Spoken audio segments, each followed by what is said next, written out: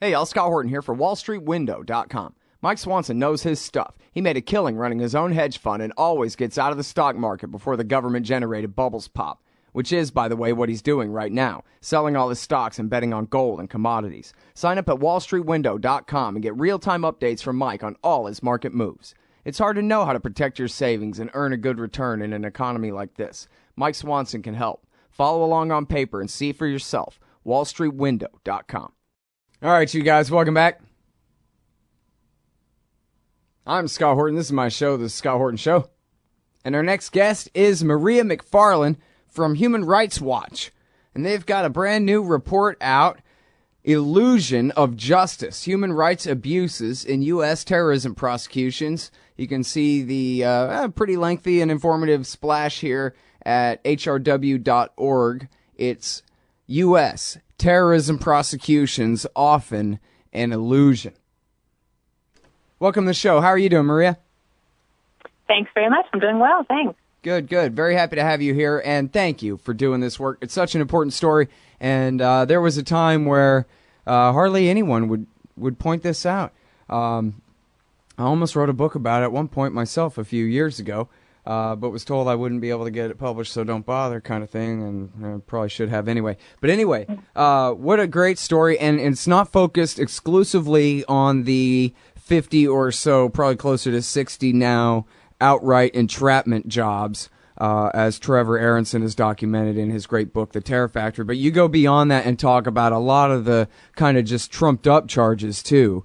That, you know, on TV and the Orange Alert and everything, it sounds like, oh my God, they saved us from an Al-Qaeda sleeper cell, but it turns out it was much less than that. But anyway, so I was hoping you could focus more on that angle than the outright entrapments, but we could talk about entrapments too. But anyway, I'll let you just go ahead and give us an overview of this thing here. I'm very excited, you can tell.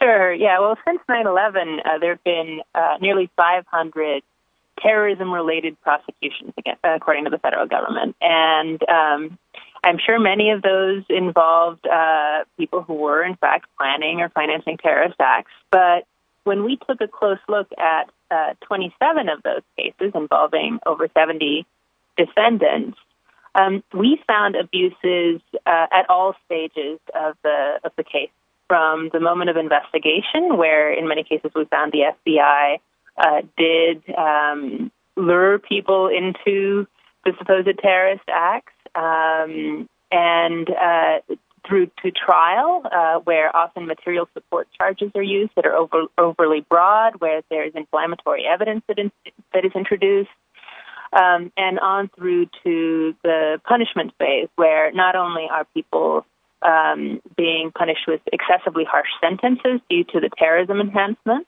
which leads to basically a minimum 17-year sentence, as well as the problem of solitary confinement. Many of the people who end up with terrorism convictions are held in solitary confinement, sometimes pre-trial, and many others are under SAM, special administrative measures, which prohibit their contact with anybody except prison guards for extended periods of time. And all of those And you're saying pre-trial. They're isolated like that even pre-trial, or both? We found a lot of cases of solitary confinement pre-trial for months on end. Thank you. I'm sorry. I just wanted to clarify. Yeah. Mm-hmm. But I'm sorry. Please continue.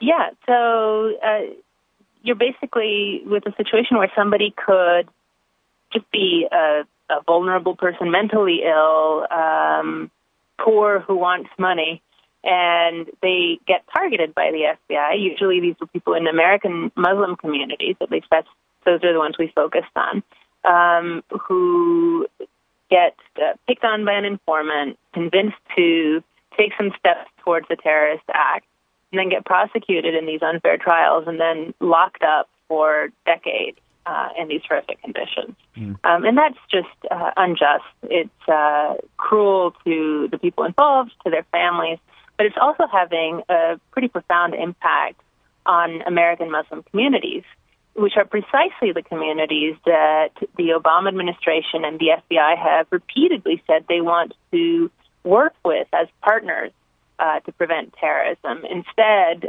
these sorts of abusive investigations and prosecutions are creating fear and mistrust and a sense among these communities that they're constantly being watched and that they can't trust any outsiders. Mm-hmm. All right. So, yeah, a lot of important things to go back over there. One thing I want to hit on or let you elaborate on would be what you just mentioned there about it's mostly Muslims, but it's not all. And that's such an important point to make, even though it kind of shouldn't be, right? But it is, because people just go, oh, well, it's just a bunch of Muslims and I'm not one and I don't even know any. And so what the hell do I care kind of a thing. But in fact, they do this kind of thing to white people, too. They do this to right-wing the Huttery militia and all this kind of nonsense that they try to entrap and set up. And they do the same thing to Earth Firster type left-wingers all the time, including all the enhancements and special administrative measures that you mentioned and all that, right? Well, the terrorism enhancement would apply for any crime of any terrorism offense, but that could mean lighting a Ford Expedition on fire at a parking lot because you're a hippie, kind of a thing that they try to blow up into an Al Qaeda attack. If they frame it as a terrorism related offense, yeah. I mean, we focused in this report on cases involving the American Muslim community precisely because it's having this very profound impact on that community, and the American people in general should be upset that this is what the FBI is using its resources for.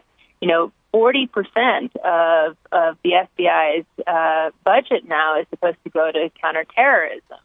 And they've adopted this approach that they say is preventive. But in fact, it's really, in many cases, the FBI going into communities on fishing expeditions, finding someone who's vulnerable, who's mentally ill or very young, and basically turning them into would-be terrorists.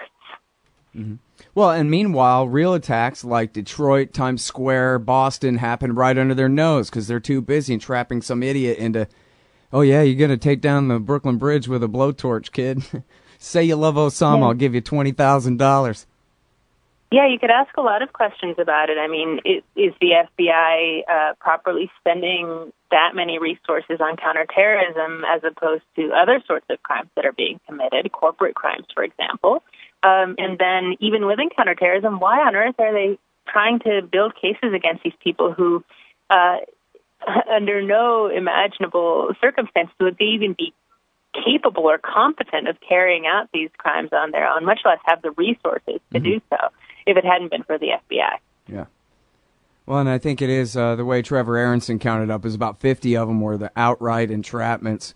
And the worst one to me was Hamid Hyatt because I guess just he was the youngest, the kid in Lodi, California, who the FBI put the words in his mouth that his grandfather's training Al-Qaeda in his basement in pole vaulting techniques for, I guess, Al-Qaeda's role in the upcoming Olympic Games at the time or whatever it was the FBI agent was fantasizing about when he put those words in the kid's mouth.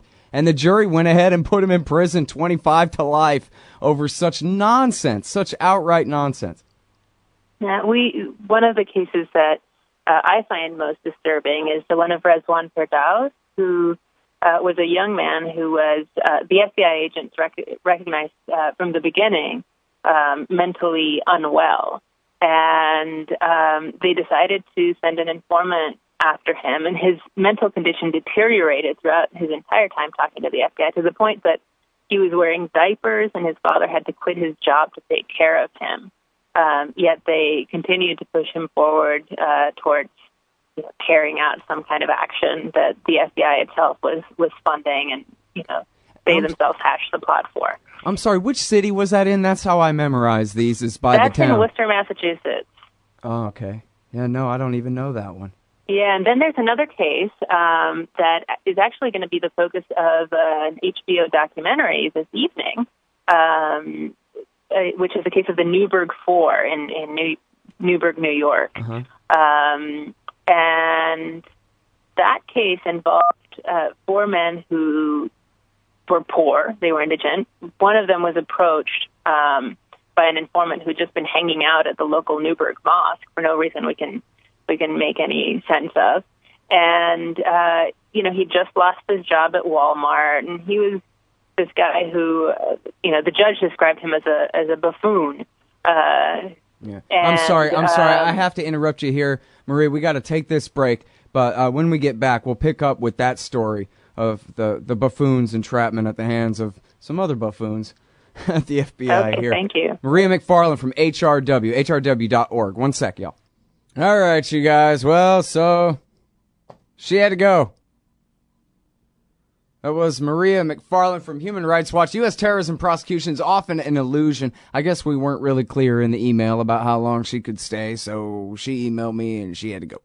Hey, y'all, Scott Horton here for The Future of Freedom, the monthly journal of the Future of Freedom Foundation. Edited by libertarian purist Sheldon Richman, The Future of Freedom brings you the best of our movement, featuring articles by Richman, Jacob Hornberger, James Bovard, and many more. The Future of Freedom stands for peace and liberty, and against our criminal world empire and Leviathan state. Subscribe today. It's just $25 per year for the back pocket-sized print edition, $15 per year to read it online. That's The Future of Freedom at fff.org/subscribe. Peace and freedom. Thank you.